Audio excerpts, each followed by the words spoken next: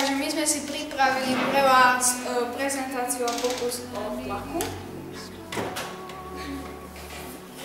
Tlak je fyzikálna veličina, je to pomer sily F v ploche S, na ktorú táto sila kovno pôsobí. Jednotkou tlaku v sústave SI je Pascal, Jeden rozprávaný.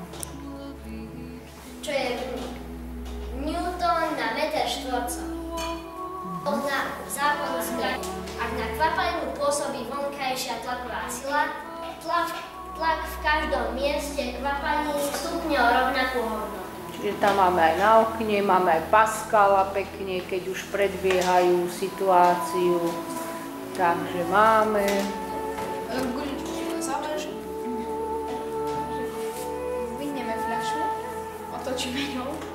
Tak hladina stúpne. Dobre. Fontána. Nevadí, a čo? A keď dám, a keď po... No ja to chcem vidieť ešte raz.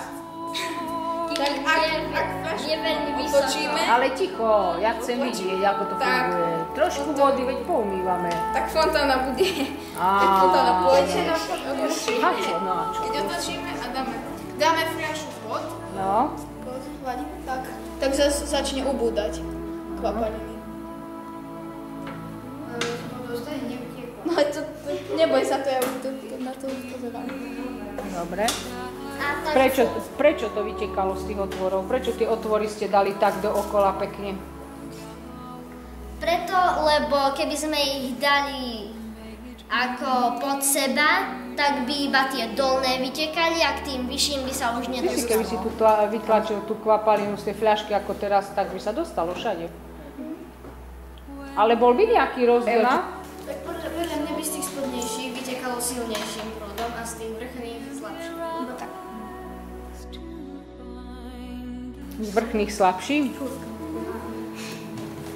Ešte má niekto nejaký iný názor? No skúste overiť v praxi a na budúce si to môžeme ukázať, hej? Pripravíte si do budúcej hodiny takúto istú fľaštičku a tie dieročky nedáte vodorovne, ale dáte zvisle pod seba, hej? Ešte máme niečo? Áno, hydrostatický tlak. No tak, dobre, ale to je učivo tiež nie 6. ročníka. Hydrostatický tlak v plynoch a kvapalinách je tlak spôsobený ich hmotnosťou. V gravitačnom poli pôsobí ťaž silou na vrstvy pod ním.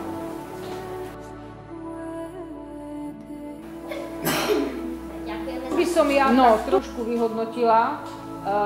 Chlapci pekne urobili, pokus urobili. My sme sa mali zamerať na vlastnosti kvapalín, plynov a pevných látok. Hej? To znamená, toto keď aj dali, mali aplikovať nejakú vlastnosť, ktorú by v tomto prípade tu vedeli charakterizovať, lebo robili s kvapalinou, čiastočne tam majú aj vzduch, tak vedeli by ste nejaké vlastnosti priradiť, splnili cieľ, aby...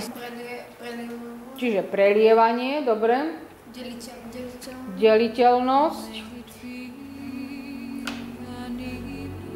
Čo ešte? Kvapalina prispôsobuje tvar nádoby. Dvíhali ste hore dole tú nádobu, využívali ste tam čo? Že tá kvapalina tiekla, tu ste mali otvory a vytekalo to cez tie otvory. Keby tam neboli otvory a tú fľašku by si dvíhal, klesala by tá hladina v tej druhej fľaške? Nie. Prečo? Voda je nestlačiteľná, nemala by kde unikať, hej? Tu uniká, to znamená vytekala pod tou tiažou, ako ste spomenuli. Ale keby to bolo uzavreté, tie otvory by sme tam nemali, tak nemala by kade unikať, hej? To znamená, nič by sa nedialo v tej druhej fľaške. Nič. Dobre, chlapci, ďakujem pekne.